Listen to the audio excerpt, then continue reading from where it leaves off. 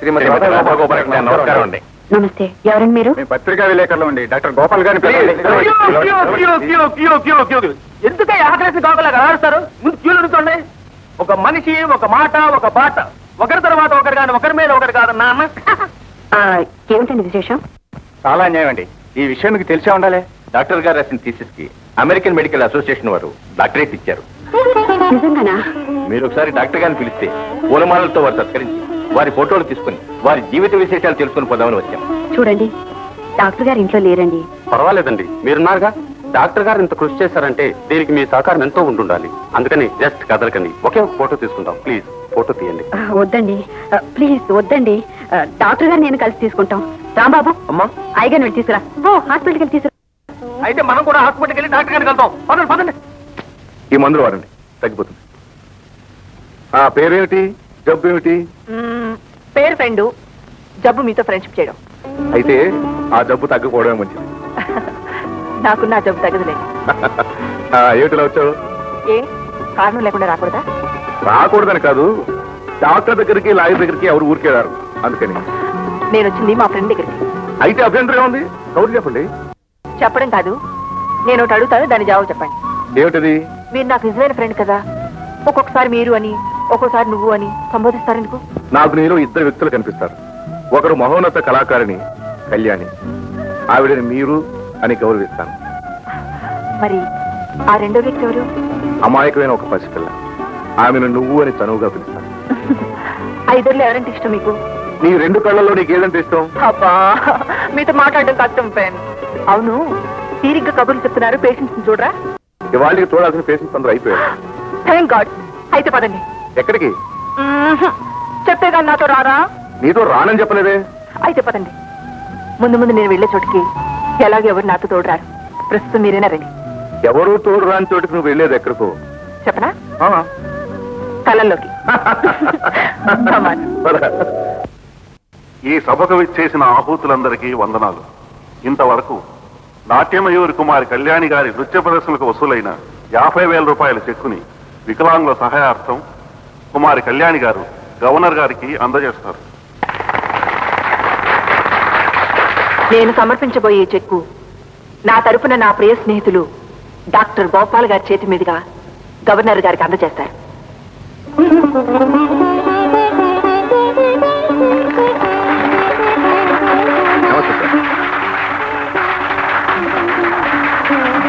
Doctor Gopal, యాండిస్ మీద thesis submit చేసి మీరే కదా? అవును సార్. Congratulations, hearty congratulations. మీ థీసిస్ అప్రూవ్ చేస్తూ అమెరికన్ మెడికల్ అసోసియేషన్ వారు మీకు డాక్టర్ ఆఫ్ సైన్స్ ఇచ్చినందుకు చాలా సంతోషం. డాక్టర్ గోపాల్, మీరు మన ఆంధ్ర రాష్ట్రానికే కాక యావత్ భారతదేశానికి అఖండమైన కీర్తి సంపాదించారు. Thank you so much.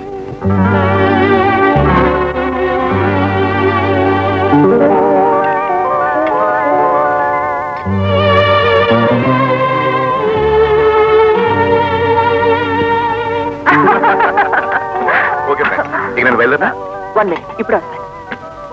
Daddy, నేను ఫ్రెండ్ని డ్రాప్ చేసి వస్తాను. అలాగేనమ్మా. చూడమ్మా కళ్యాణి, కన్నుల పండువైన ఈ సంబరాన్ని, నీ కళల్లో ఆ ఆనందాన్ని చూస్తుంటే నాకేమనిపిస్తుందో తెలుసమ్మా. తొందరలోనే నీ పెళ్లి కూడా చేసి ఆ సంతోషాన్ని నా కళ్ళారా చూడాలనిపిస్తుందమ్మా. డాడీ, నాకు పెళ్లి చేసి నన్ను అత్తవారింటికి పంపిస్తే మీరు ఒక్కరు ఉండగలరా? బాధగా ఉండదు? అవే మాటలమ్మా. నిన్ను అత్తవారింటికి ఎందుకు పంపిస్తాను? నీ ఆనందం కోసం. నా తల్లి ఆనందంగా అత్తవారింట్లో కాపురం చేస్తుంటే నాకెందుకమ్మా బాధ? డాడీ, అంత ధైర్యంగా మీరుంటే నేను సంతోషంగా పెళ్లి ఒప్పుకుంటాను. కానీ నన్ను అత్తవారింటికి పంపించేటప్పుడు మాత్రం కంటతడి పెట్టనని నాకు మాట ఇవ్వండి. అలాగేనమ్మా.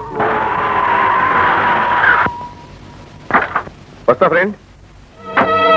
అదే మా ఇల్లు. ఫ్రెండ్, మీకేమైనా సెంటిమెంటా ఇలాంటి ఇంట్లో ఉంటున్నారు? అదే అదేం లేదు, వేరే మంచిల కోసం చూస్తున్నాను. చూడడం ఏమిటి ఫ్రెండ్, త్వరలోనే కొనేస్తారు. అఫ్ కోర్స్, కొనాలని. మీకేంటండి, అదృష్టవంతులు.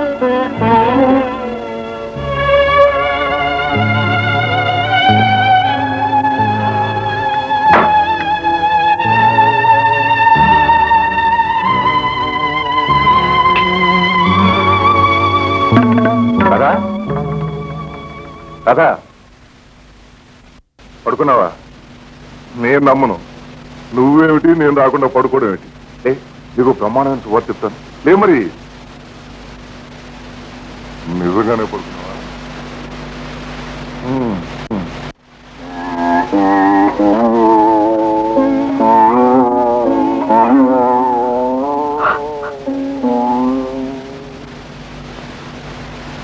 రాధా, నేను రాసిన థీసిస్ కి అమెరికన్ మెడికల్ అసోసియేషన్ వారు నాకు డాక్టరేట్ ఇచ్చారు తెలుసా?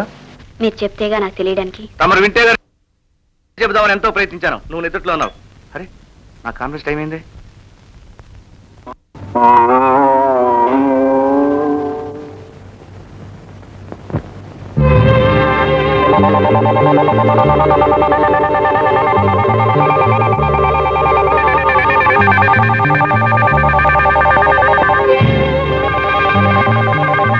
డాక్టర్ గారు ఇంత కృషి చేశారంటే దీనికి మీ సహకారం ఎంతో ఉండాలి. అందుకని జస్ట్ కదలకండి, ఒకే ఒక ఫోటో తీసుకుంటాం ప్లీజ్. ప్లీజ్ వద్దండి, డాక్టర్ గారు నేను కలిసి తీసుకుంటాం.